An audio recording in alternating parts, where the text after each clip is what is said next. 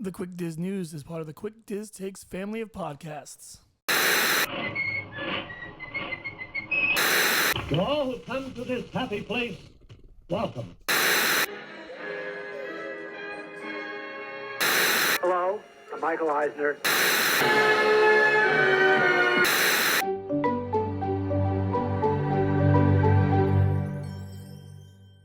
Oh boy!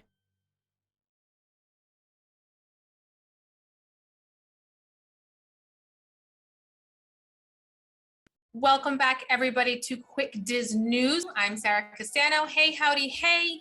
Joined tonight by John Castano. Hi. We got a lot to cover, so we're going to get right into it. First up in our Quick Diz mentions, we did have a piece of speculation that ended up becoming one of our headlines, but I just want to reiterate. There's some nastiness on social media sites right now about different things we want to talk about. I did see a post today from Disney themselves saying that, just as a reminder, all guests staying at Disney Resort hotels and some of the select Good Neighbor hotels can enter any theme park 30 minutes early beginning on October 1st. So they did have a list. The list expanded. We now have this. Just a reminder, any guest staying on property 30 minutes early starting on October 1st. Just a little something to start your day off. All right, Disney Plus original movie Peter and Wendy has wrapped filming, and Disney confirmed today, August 19th, that Disney Junior alum Roly Poly Oly will also soon be coming to Disney Plus. Didn't have a date, it just said coming soon. But for those of us who remember it, it's something we can show our kids. Cirque du Soleil's Drawn to Life has announced an opening night of November 18th, 2021. We kind of had a little bit of an update that they were back in rehearsals, but now we have a date for their opening night. And while that's opening, Disney Springs is also seeing a closure. NBA Experience closed on Monday a little bit unexpectedly and will remain closed permanently. So some people took to social media to state their surprise. Some photoshopped the Spirit Halloween store banner over the entrance. And yet my favorite response was Universal Orlando's Twitter account responding to Disney's tweet announcing that the closure happened with air ball and a basketball emoji. So Universal Orlando's kind of throwing a little bit of shade, a little bit in good fun, a little bit, I don't know. Space 220 I talked about last week was originally slated to open with the 50th anniversary celebration on October 1st. However, literally the day after we recorded that, it was announced it will be opening now in mid-September. So no exact date given, but it has been pushed up about 6 weeks earlier than we anticipated. The Space 220 restaurant menu features a 2-course prefix menu for lunch and a 3-course prefix menu for dinner. Disney California Adventure reveals they are bringing back a dining package option to the after-hour Oogie Boogie Bash. From September 9th to October 31st, guests can indulge in a 3-course meal, which is a starter, an entree, and dessert, at Wine Country Trattoria, I think that's how I say it, Trattoria, prior to the parade, then head over to a reserved standing viewing area to watch the parade on selected nights. It is available for both lunch and dinner on party dates during the mix-in party time. The kids' meal even includes an Oogie Boogie popcorn bucket, which is available to adults for an additional charge. I know some people do love themselves a good popcorn bucket, though. As we have previously spoken about, Happily Ever After is going to be replaced by Enchantment. Some people are very upset about this. My heart breaks for you. However, Magic Kingdom's Vice President, Melissa Valaquette, was quoted as saying, quote, "We're working really hard to make sure we can deliver the spectacular experience our guests expect from us." End quote. She went on to discuss the elements included in the show, its special role with an anniversary celebration, and concluded her interview by saying, quote, "I have no doubt it will become our guests' favorite new show." End quote. So we shall see. Although the way she was talking in the interview, it kind of made me feel like there's this unspoken interpark competition about who was the best nighttime spectacular. And it kind of tickled me a little bit to think that they have bragging rights within the parks, which they probably do. But I mean, we all have our favorite. We all know which one's awful and needs to go bye-byes. But it was just something that made me giggle on the inside. Magic Kingdom attractions receiving updates and facelifts for the 50th anniversary include It's a Small World, Mad Tea Party, some more hand painting on Beast Castle as Be Our Guest refurb continues, and all construction scrim work has been removed from the Main Street station of the Walt Disney World Railroad. No date yet on when they plan to run with the train guests again. However, I was just looking at Facebook before coming on here, and guests were spotted boarding the train today. So no official date was given, and they just kind of surprised and let you know. During Q3 earnings report, Bob Chapek stated the company will be shifting its primary focus to direct-to-consumer content and streaming. So Disney Plus, Hulu, and ESPN Plus. November 12th, 2019, which was Disney Plus's original launch date, will now include a company-wide cross-promotional campaign and will further be known as Disney Plus Day. So make sure you request your time off of work accordingly. Weird.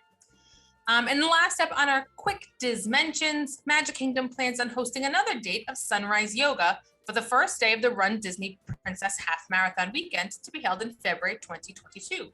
So while very rare, usually only reserved for cast members on June 21st, which is Yoga Day, the increasing popularity of the event is being included in the lineup of activities planned for Run Disney. I think that's what you're excited about most. That and using your time off at work for. I'll be sitting in a parking lot while there's Sunrise Yoga. Stretch on your own. Just kidding. If I could do a half marathon, I would absolutely sign up for the Sunrise Yoga. You're up that early to get into the race corrals anyway. You're running in the race before, unless you are super fast and can finish the race before sunrise. You'll be running the race at sunrise. Well, maybe it's the day before the marathon. I don't know. It just said it was added to the list of events offerings. I'd go do yoga in the park instead of running a half marathon, hands down. Anyway, on to our quick Diz updates. We did talk about it a little bit. Apparently, I was so excited about it, I put it into 2 spots about Space 220 opening mid-September. We do have reopenings, updates, and 50th anniversary around the parks, including the Boneyard Playground reopened at Disney's Animal Kingdom. The new hours are from 9 to close. Magic Kingdom's Big Top Souvenirs has reopened. Apparently, this is a super popular souvenir spot that, I knew about it, but I didn't think it was that exciting of a souvenir stand, but people are pumped on social media that it's reopening. Sunday, August 15th saw the return of the Beauty and the Beast live on stage show in Hollywood Studios. Magic Kingdom's Tortuga Tavern reopened on Monday the 16th with a pretty limited menu. I'm not really sure if this is their normal offerings, but it seems very small. Barbecue pork sandwich, barbecue slaw hot dog, a peanut butter hazelnut spread, but it's Nutella, and banana sandwich, turkey legs, and all beef hot dogs. Rounding out the menu were house-made chips with each of your meals and a dessert pair, lemonade pirate slushie as the highlight of your beverage menu. And speaking of restaurants reopening, Boma Flavors of Africa at Disney's Animal Kingdom Lodge will be reopening on August 20th, which is tomorrow. Booking started on the 18th, and this will be the first buffet to reopen since the COVID closures. Most of the buffets have kind of transitioned over to an all-you-care-to-eat style dining experience. So this is our first actual buffet to come back, and it's coming back as a full buffet. So very exciting. During an investor call on the 12th, Disney CEO Bob Chapek and Disney CFO Christine McCarthy did not reveal actual capacity percentages, but McCarthy did reveal that Disney plans on an, quote, aggressive but measured, quote, capacity increase, and that they intend to be fully staffed by the end of 2021. So I know people are working really hard. A lot of the international people coming from overseas to run Epcot, that's kind of the priority. And so people are pulled from other places to fill from that, which leaves everybody else short-staffed. So I think as things start to open up more, we'll get more people in and staffing will be better. We do have festival booths that were not originally scheduled to open until mid to late October. They have already opened. As of Saturday the 14th, Alps in Spain were stocked and ready to go for a noon opening. Mac and Eats, India and Ireland opened on the 15th. Originally, they were not scheduled to open till the 11th, but apparently, according to cast members, they will now remain open for the end of the festival on November 20th. And then as of Monday the 16th, all food and wine festival booths were open with the exception of Belgium and Brazil. Apparently, Lobster Landing in Kenya opened as well, but I couldn't find what dates they opened. But now with the only 2 that remain closed are Belgium and Brazil. Everything else is open and will remain open until the end of the festival. and I just want to pause because I know Tim needs to take a deep breath when he hears this. But Monday the 16th was an absolute anomaly in Hollywood studios. So the crowd levels were very low. They were so low that not only were boarding groups available for Rise of the Resistance hours, plural, like 6 hours after the 1 o'clock drop, they opened the standby line to guests in the park for the first time ever. So as they opened the standby line for park guests to just get in a standby line for Rise of the Resistance, there were still boarding passes available. It did not sell out or get all consumed by like 1 o'clock and 3/100ths of a second. It was amazing. They got over 200 boarding groups in. I was reading, I mean, amazing, I wasn't there, but over 200 boarding groups were able to get on. The ride ran smoothly. The standby, it was, like I said, an anomaly. Maybe this is the argument that Tim needs to show that we don't need the virtual queue of the boarding passes. Tim, feel free to interject when you edit. Unless they raise prices so drastically that there's nobody in the park, that's the only way they're going to do that. So we will bring Rise of Resistance back up shortly, but let's hope. Continuing on with our quick updates, I remembered Ohana. Apparently, people are passionate about their menu at Ohana. We already saw them freak out when the noodles were gone. They protested and got the noodles back. So apparently, some guests complained about their new menu items and provided, I love this quote, scathing feedback on some of the menu items on the modified menu. So because of these remarks, changes went into effect on Tuesday the 17th, and this is what happened. The shrimp casserole apparently was vile, and that's what started this whole thing. Shrimp casserole's out, peel and eat shrimp is in. The Ohana coconut papaya scones and cheddar bacon biscuits, first of all, that sounds delightful on all accounts. Those are out. Ohana bread is in. 8-way chicken is out. I've never even heard of that. And grilled chicken is in. I'm hoping this is some kind of a marinated grilled chicken, because how terrible was this 8-way chicken that you put a very plain grilled chicken on? And then kielbasa sausage was removed altogether. They did not identify a replacement. Apparently people do not like kielbasa while in Ohana. And then the last on the Diz update. Tenacious D likes kielbasa. The last up on our update is face covering mandates have changed within the park again. So these rules, requirements, guidelines, whatever you want to call them, that Disney sets forth for the parks, that changed on July 31st. And now they're changing again. As of today, Thursday, August 19th, face coverings became optional for Disney guests in outdoor attractions, outdoor queues, and outdoor theaters in Walt Disney World. So I don't know if they're clarifying the wording of outdoor common areas, or it seems like they're kind of peeling it back a little bit. So like when we were just there like a week and a half ago or so, the line for the majority of Haunted Mansion is outdoors. The only real indoor part is once you're inside that little like introductory room. Vestibule. Thank you, vestibule. Very fancy word. Look at you. 5 points to Gryffindor. So that would be a completely outdoor queue. Once we were past where the cast member stands and it has like the standby wait line posted, at that point we were required to wear a mask. So I don't know if now the whole thing you're not required to. It's what it sounds like. Outdoor queues. So some people are pretty pumped about that. Other people, listen, if Disney doesn't want to require it and you want to wear it, wear it. If it makes you feel safe and better, wear your mask, even if it's not required. As someone who wears a mask and is vaccinated, wear your mask. Okay? Problem solved. All right, so our headlines. We got two. The first one, Disney provided us with some additional information, including prices, on the Very Merriest After Hours. So it will be a 4-hour event held at Magic Kingdom select nights from November 8th through December 21st. The prices range from $169 per person plus tax to $249 per person plus tax.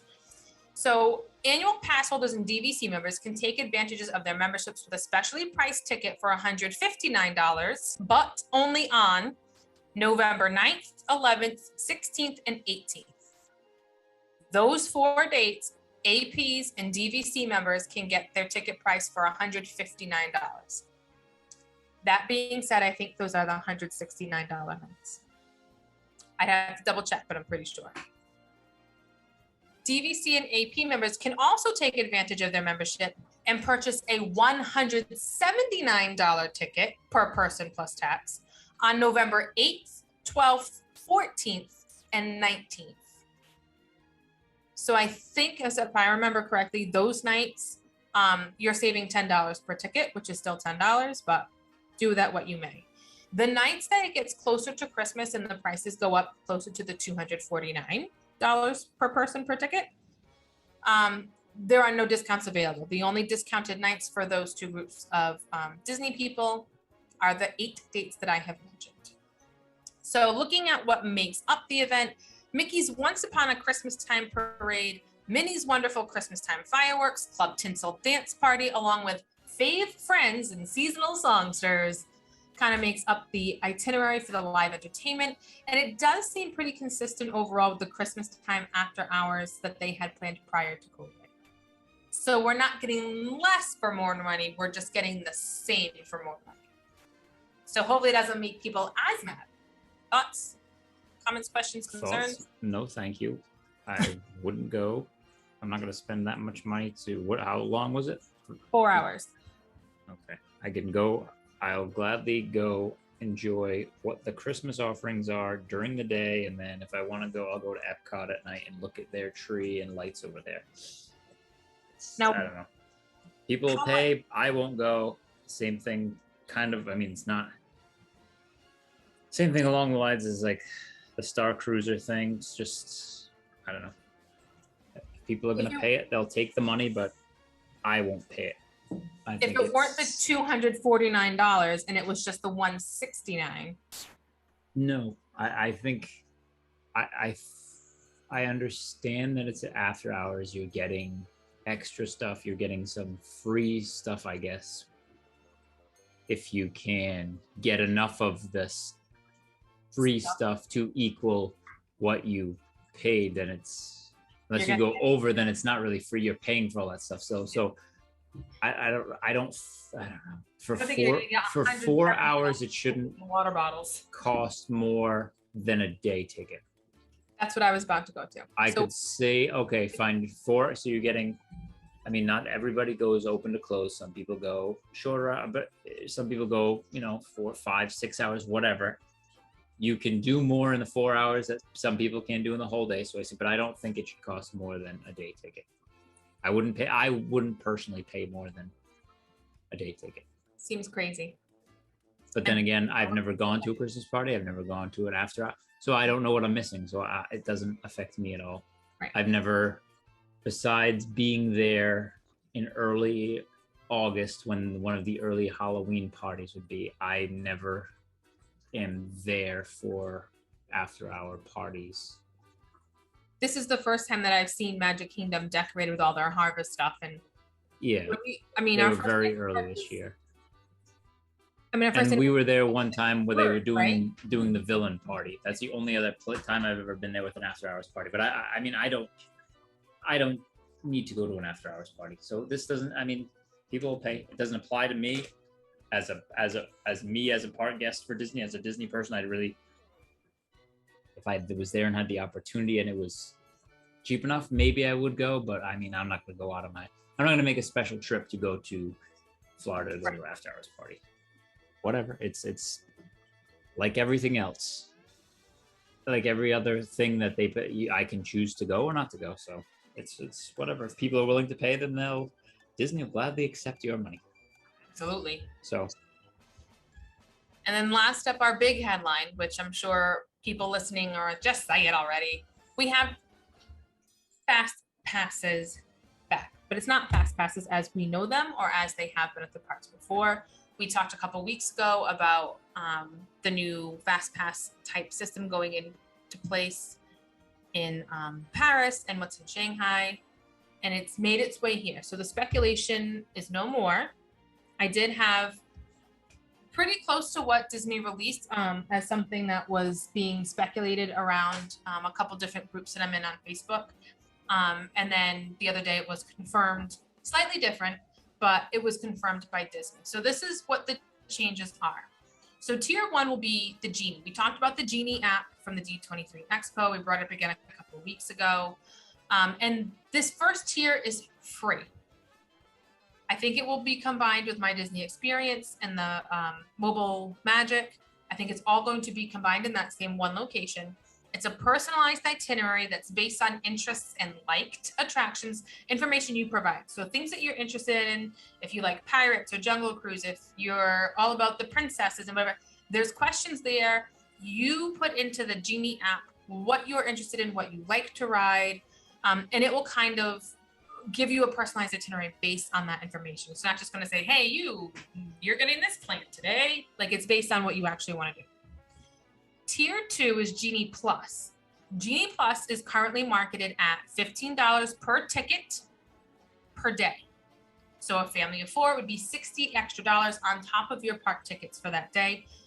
That's for Walt Disney World. It's $20 per ticket per day in Disneyland out in Anaheim, which I found interesting that there's 4 parks and it's $15 and 2 parks and it's $20. I figured it would be the other way around, but it's already published. Disney can't take it back. They're trying to lessen the crowds. Oh, in California? In California, because California is more, it's more known as a local park than a tourist park. So if they're going to, there's more tourists, I guess, in Disney World, so we'll get $15 from the tourists, whereas it's more local people over there who might not go as much, so they get that extra $5 from them over there. Or there's 4 parks in Florida, so you have it slightly cheaper, but you have double the parks to collect that income from. Yeah, I guess, but I think it's more towards crowd control or what. It's something to do with the crowds and the locals. Because if you could go to Disney every week, I would. I'm saying, but would you buy Passes? No.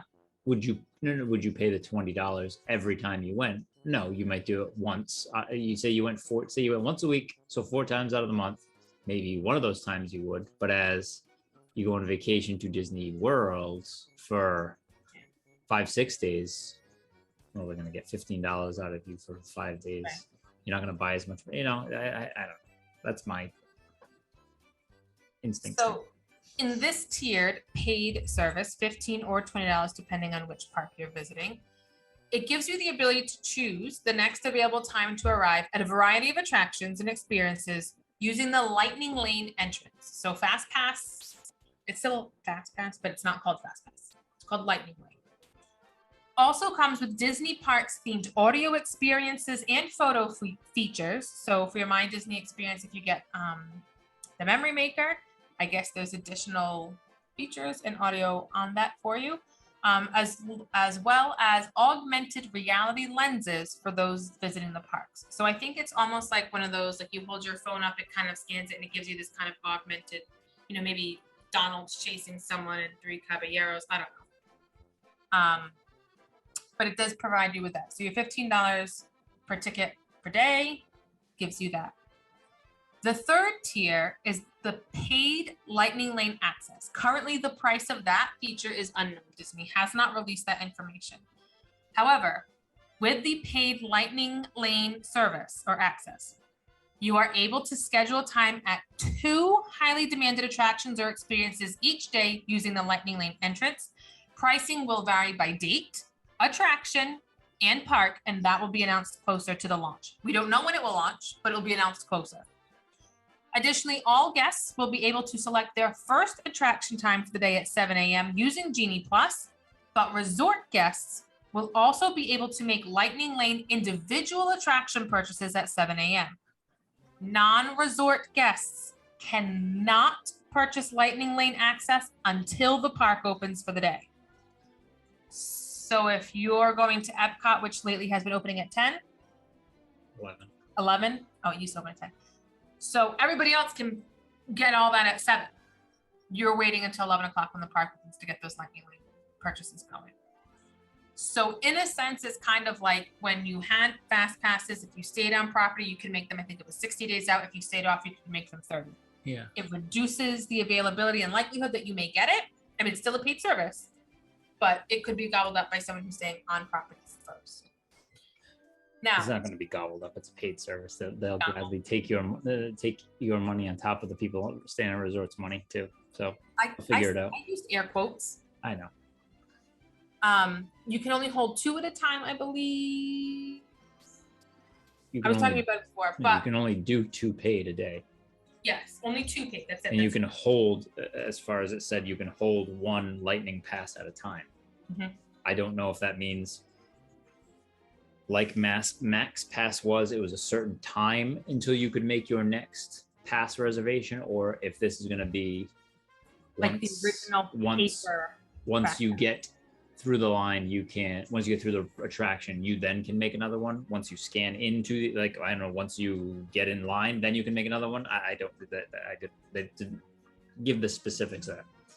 After reading the article and talking to you about it, it reminded me of like the paper ones where you had to scan your ticket and then it printed out one. Like it kind of seemed like that. Obviously we don't have paper tickets and they're not going to give us But a paper. it's basically just Max Pass with the extra paid option, where Max Pass was you could do anything. This is you want. I mean, I don't know. Is now when they say the higher tier attractions, so we'll just say 7 Dwarfs. Now, does that mean 7 Dwarfs is not available at all for the $15, or it could be available for the $15? But if you want to go on it at 10 o'clock when it's thing, you can go on at 10, or could you wait till 4 o'clock in the afternoon and it'll show up on the $15, just a regular lightning pass? I'm not. I don't know. Does it say like that? I don't know if it said. I didn't read the details. If it said like a flight of passage, will flight of passage only be available either standby queue, or you pay to ride when you want to ride, or will it pop up like when you were making your old fast passes and it just popped up? So I don't know. Yeah, they did say that there are more details to be released as the launch neared.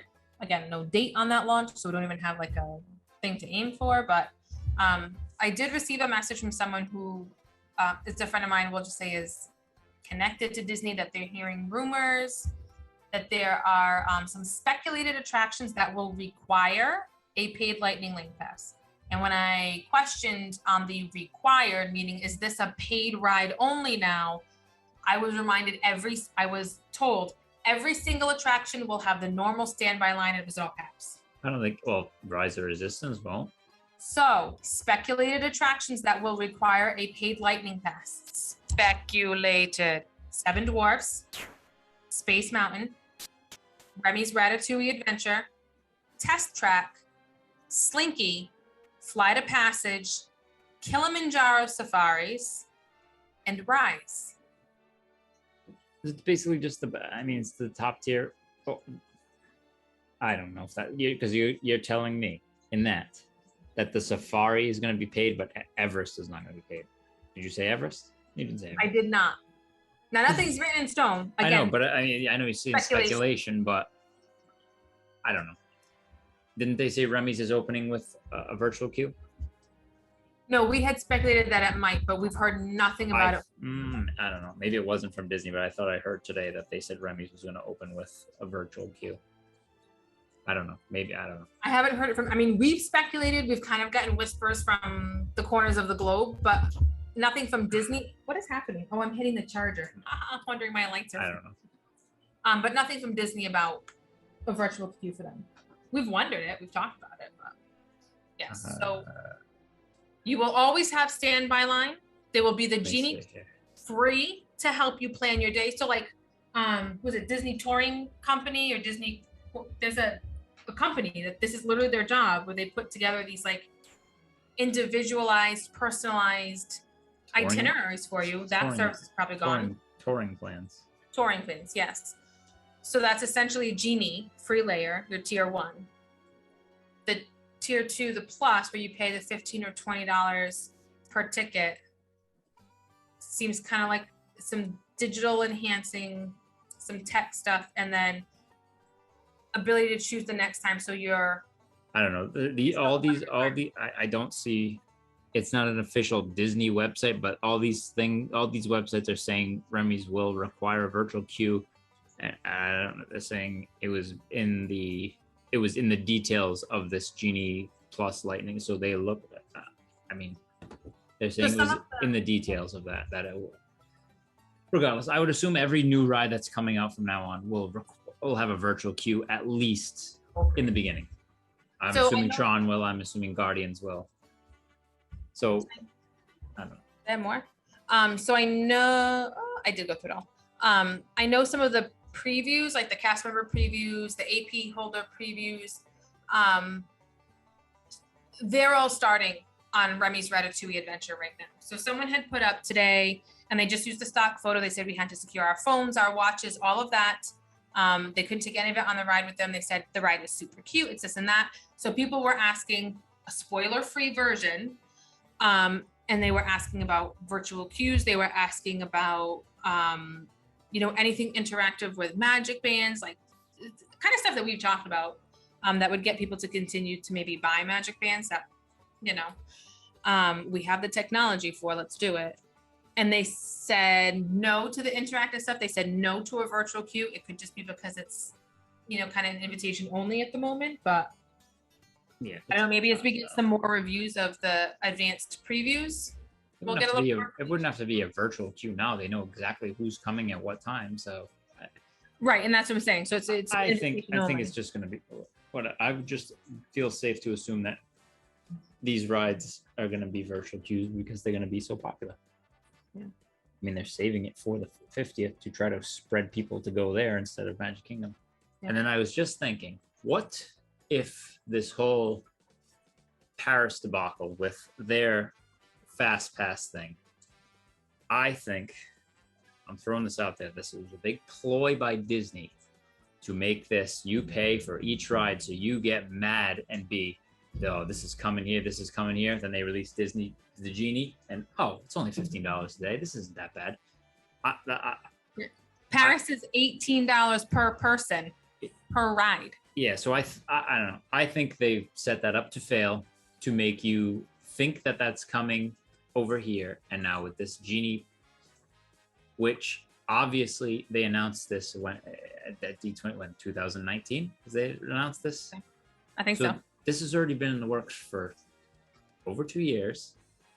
So obviously they knew exactly what they're doing. So I think. And it was in the works before they announced it too, because they had kind of a scaffold of it. I think all this other overseas stuff was all a ploy to make you think that this was going to be horrible. And then once you hear this news, it's not that bad. And that was a lot of people's comments too. Oh, $15. Granted, we knew there was going to be a paid thing because that's just what it's turning into. I mean, Disneyland did it with Max Pass. I think they offered fast passes, but then they offered this paid service. So you could still, and granted, you can still stand in a standby line if you don't want to pay the $15. Mm-hmm. So they're giving options for everybody.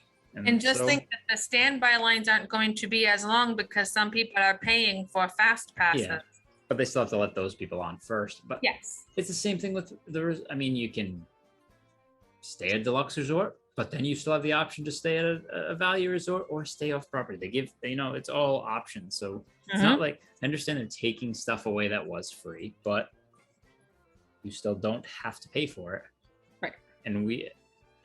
And I had made a comment someone had put on social media, and it was funny because I had commented on it, and then maybe a couple hours later, Tim had sent it to both of us, and I was like, just scroll down and look at my response. People are tired of, and we've talked about this, Tim has kind of gone off about this, about nobody wants to pay more for less. Nobody wants to pay more for the same when we were getting similar services already. Nobody does. The point this person on social media made was, as of this date, this was gone, this was gone, this was gone, this was gone, this is gone. All of the magic is gone. You want me to pay for this, and there's no live entertainment. There's no additional, you can only get additional hours if you're at Deluxe Resorts. And it was funny because I had commented to Johnny and Tim that, well, maybe if this person had listened to our podcast, 4 of like the 7 things he was complaining about were not true. Like live entertainment is back in. Yeah. Extra 30 minutes, not hours, but extra time in the park for all. Disney resort guests. And with All that, these the things grand coming scheme of that is okay. Everybody who stays on property gets the half hour in the morning, and then only the deluxe people get a half hour at night. Right. And So in the they get grand an scheme hour. of things, what can you do in a half hour? Maybe go on 2 rides, Get a churro. but it's only it's not like, okay, I'm staying at the All Stars, so I don't get the extra. I don't have to walk out of the park at exactly close time. They still offer. They're gonna completely allow you to stay and shop, but you're just not gonna be able to go on a ride. So I mean, it's not like that. I mean that. In my opinion, the half hour both ways is. I Silly. don't know. It's not. It's stupid anyway because it's only a half hour. I wish. Whatever. Oh man, I wish I could find it. I'm in the trash file on my screenshots when I first had this story about the ways that the standby line would change. There were 7 options. I mean, one was like traditional standby line, 2 Genie, and there was like a Genie Plus. Like I'm looking, I wish I could find it. Oh wait, nope, that's Rider Swap. I wish I could find it so I could really see the discrepancies between what we thought was going to happen. Like I remember 7 and 3 is a little different, but I guess technically 4 would standby. If I can find that, I'll go on our Facebook page and I'll throw it on there if I can. I've been kind of quiet on there lately, but yeah, I'd just be interested on seeing what originally we thought was going to happen versus what we got. Although we do have people kind of talking about how all the dinosaur merchandise has been pulled from the gift shop as soon as you come off the ride. And so people are thinking it's going to be a re-theme. And I'm like, or, Good. I mean, it's just stuffed dinosaurs. Talked about that. So we shall see. But yeah, like I said, if I'm not going to waste any more time, it's getting late. If I can find it, I'll throw it up on our Facebook page. All right, guys, I think that's all we have time for today. We will see you next week. Be safe and enjoy your week.